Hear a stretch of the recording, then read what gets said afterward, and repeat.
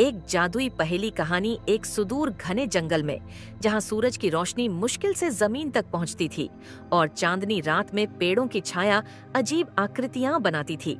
वहां एक बुद्धिमान उल्लू नेस्टर और एक आलसी लेकिन बुद्धिमान कछुआ काशू रहते थे। दोनों घनिष्ठ मित्र थे और अक्सर जंगल की प्राचीन कहानियों और रहस्यों पर चर्चा करते थे। लेकिन एक दिन जंगल में एक रहस्यमय घटना घटी। जंगल के बीच में खड़ा जादुई पेड़, जिसने वर्षों से सभी जीवित चीजों को ऊर्जा और सुरक्षा प्रदान की थी, अचानक सूखने लगा। उसकी हरी पत्तियां पीली होकर गिर गईं और उसके चारों ओर की भूमि सूखी और बंजर हो गई। जंगल के सभी जानवर इस विपत्ति से आश्चर्यचकित थे। एक आपातकालीन बैठक बुलाई जाती है, जिसमें बुजुर्ग वन हाथी भूमा अपने प्राचीन पुस्तकालय से एक पुराना सुनहरा पत्र निकालता है।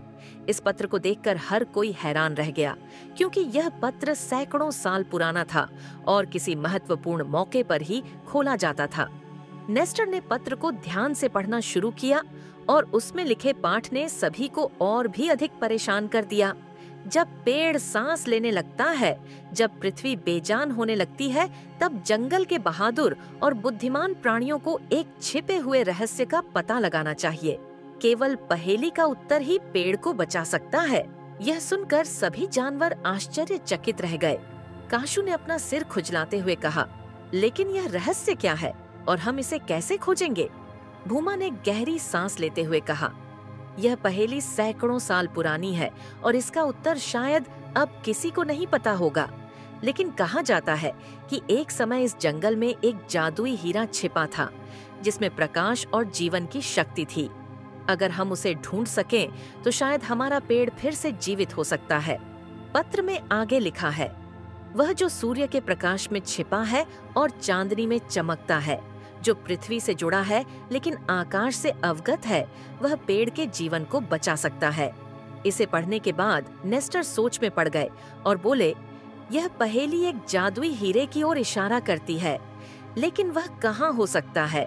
भूमा ने कहा जाता है कि वह हेरा वन के सुदूर छोर पर एक रहस्यमय गुफा में छिपा हुआ है, लेकिन वहां पहुंचने के लिए कई खतरों से पार पाना होगा।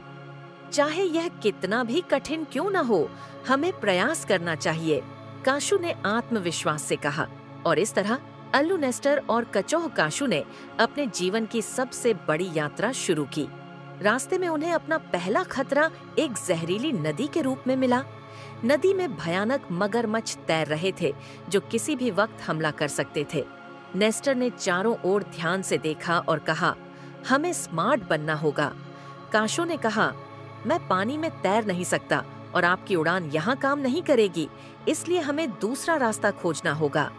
नेस्टर ने एक नुस्खा सोचा।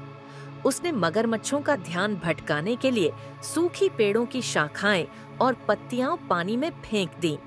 जब मगरमच्छ पत्तों को देखने लगे तो काशू धीरे धीरे एक बड़े पत्थर पर चढ़कर नदी पार कर गया और नेस्टर हवा में उड़कर अपने दोस्त की मदद करने के लिए नदी के दूसरी तरफ पहुंच गया।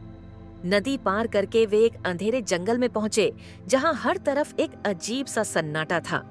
अचानक पेड़ों के पीछे दो सुनहरी आंखें चमकीं और फिर एक के बाद एक कई जोड़ी आंखें दिखाई दी।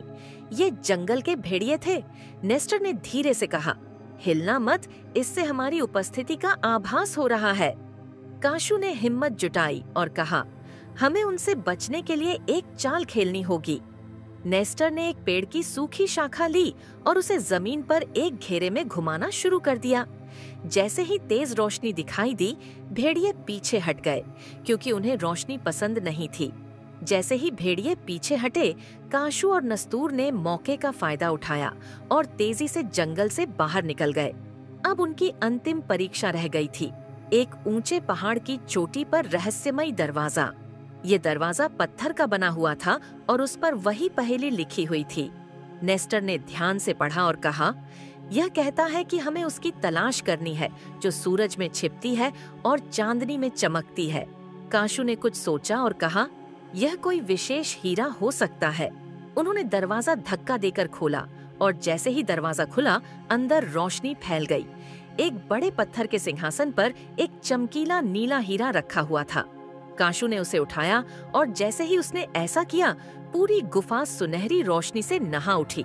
वे हीरे को लेकर जल्दी से जंगल में वापस चले गए और जैसे ही उसे जादुई पेड़ के तने में रखा गया, अचानक पूरा पेड़ हरा हो गया। उसकी पत्तियां फिर से चमकने लगीं और पूरा जंगल खुशबू और जीवन से भर गया। भूमा ने खुशी से कहा, तुम दोनों ने अपनी बुद्धि और बहादुरी से हमारे जंगल को बचा लिया है। निष्कर्ष, एक नई कहानी की शुरुआत। उस दिन के बाद नेस्टर और काशो की दोस्ती और बहादुरी की कहानी पीढ़ी दर पीढ़ी सुनाई जाने लगी। जंगल के जानवरों ने सीखा कि पहेलियां न केवल दिमाग से बल्कि दिल की रोशनी से भी हल की जा सकती है।